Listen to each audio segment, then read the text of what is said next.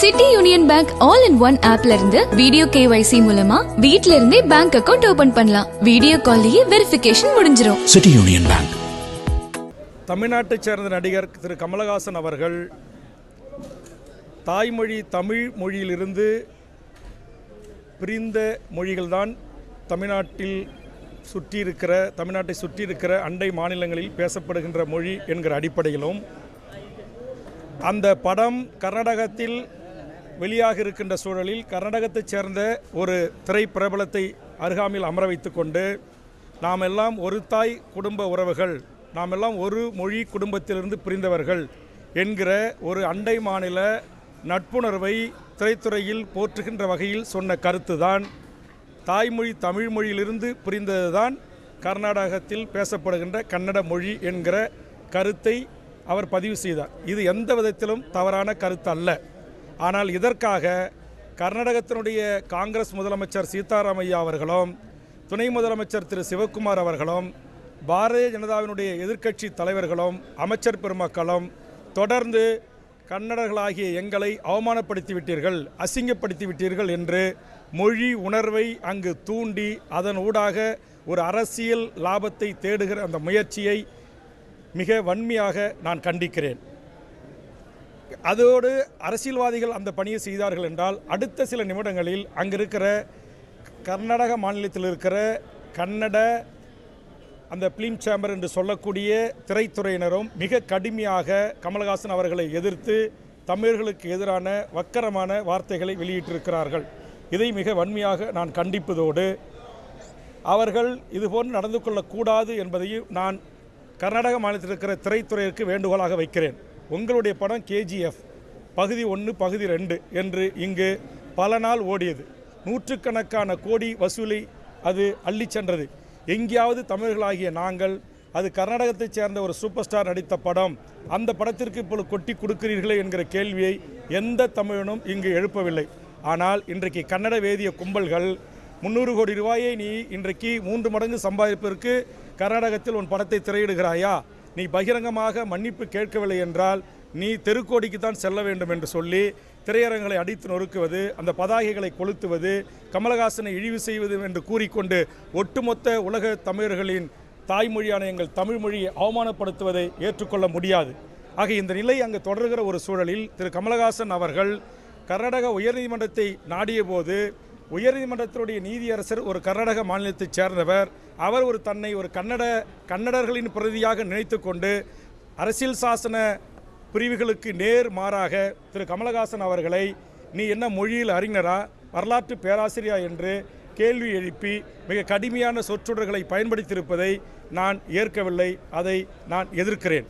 இதை கர்நாடக உயர்நீதிமன்ற தலைமை நீதியரசர் அவர்கள் இந்த தீர்ப்பை ஏற்றுக்கொள்ளக்கூடாது. இதை ஒரு 3 அல்லது 5 கொண்ட நீதிபதிகளை கொண்டு விசாரித்து இரு மாநில எல்லையோர மக்களுக்கும் உயிர் அச்சத்தோடு பதற்றத்தோடு மேலும் மேலும் பதற்றத்தை உருவாக்குகின்ற கன்னட சினிமா துறையினர், கன்னட வேதிய கும்பல்கள், கர்நாடகத்தை ஆளுகின்ற அரசு, எதிர்க்கட்சிகளினுடைய இந்த அட்ராசிட்டியான அரசியலுக்கு முடிவெட்ட வேண்டும். அப்படி எட்டப்படவில்லை என்றால் உச்சநீதிமன்றத்துடைய தலைமை நீதியரசர் இதை சோமோட்டாவா என்று சொல்வார்களே, தன்னிச்சையாக இந்த வழக்கை விசாரணைக்கு எடுத்துக்கொண்டு இந்த இரு மாநில மக்களும் ஒரு பதற்றமில்லாத ஒரு சூழலை உருவாக்குவதற்கு முன்வர வேண்டும். இதையெல்லாம் நீதிமன்றங்களும் செய்யாது, ஒன்றிய அரசுகளும் செய்யாது, கர்நாடக அரசும் செய்யாது, தமிழக அரசும் இதை இதுவரையிலும் கடந்து செல்கிற சூழல் ஏற்பட்டால் நிச்சயமாக 1991 கர்நாடகத்தில் எப்படி தமிழர்கள் உடைமைகள் தீக்கரையாக்கப்பட்டனோ, உயிர்கள் பலியாகியதோ, பல தமிழர்கள் கிடைத்த அண்டாகுண்டான்களை கையில் எடுத்துக்கொண்டு ஏதில்களாக என் இலங்கை ஈழ உறவுகள் போல் அகதி வாழ்வை மேற்கொண்டு இந்த மண் ஒசூரை நோக்கி படையெடுத்து வந்தார்களோ அதுபோன்ற ஒரு சூழல் அங்கு உருவாகி கொண்டிருக்கிறது. இதை ஒரு காலத்திலும் அனுமதிக்க முடியாது.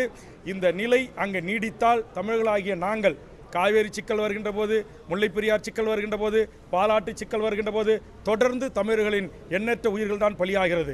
அப்பாவி தமிழர்கள் செம்மரம் கடத்த வந்தார்கள், 20 பேரை பிடிச்சி ஆந்திரா வனத்துறையும் காவல்துறையும் சுட்டுக் கொள்றீங்க, கேட்க நாதி இல்லை. இன்றைக்கி ஆயிரக்கணக்கான பேர் ஆந்திரா சிறையில் வாடுறாங்க. அந்த வழக்குகளில் அவர்களை விடுவதற்கு அந்த அரசுகளுக்கு மனம் இல்லை.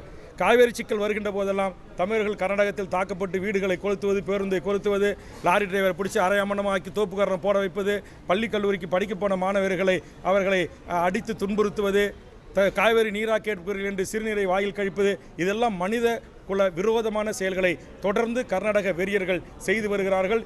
எதற்கும் ஒரு பொறுமை உண்டு, எதற்கும் ஒரு எல்லை உண்டு. இந்த விடயத்தில் நாங்கள் சினிமாக்காரராக கமலஹாசனை பார்க்கவில்லை.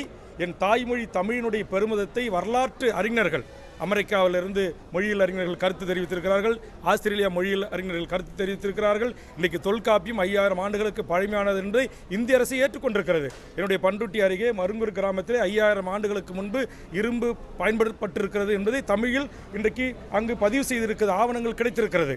ஆக இப்படி வரலாற்று பெருமை கொண்ட ஒரு இனத்தின் மொழியை உலக மொழிகளுக்கெல்லாம் தாய்மொழி தமிழாக இருக்கலாம் என்று உலகத்தின் பல்வேறு மொழியியல் அறிஞர்கள், ஆய்வாளர்கள் தங்களுடைய கட்டுரைகளை இன்றைக்கு வெளியிட்டிருக்கிறார்கள். உலகத்தின் பிரிதொரு நாடில் இன்றைக்கு தமிழ்நாட்டைச் சேர்ந்த எமது தாய்மொழியான தமிழ் மொழிக்கு இருக்கைகள் இருக்கிறது. ஹார்வர்ட் பல்கலைக்கழகத்திலிருந்து அவ்வளவு ஒரு சிறப்புமிக்க ஒரு மொழியை குறித்து ஒரு திரைத்துறை கலைஞர் கூறிய ஒரு கருத்திற்காக இப்படி ஒட்டுமொத்த கர்நாடகமே எழுந்து தமிழர்கள் மீது வன்மத்தை விதைப்பது, வன்முறை வெறியாட்டத்திற்கு வித்திடுவது போன்ற கருத்துக்களும் பேச்சுக்களும் ஏற்புடையதல்ல. அதை ஒரு நீதியரசரே செய்திருப்பது ஏற்புடையதல்ல.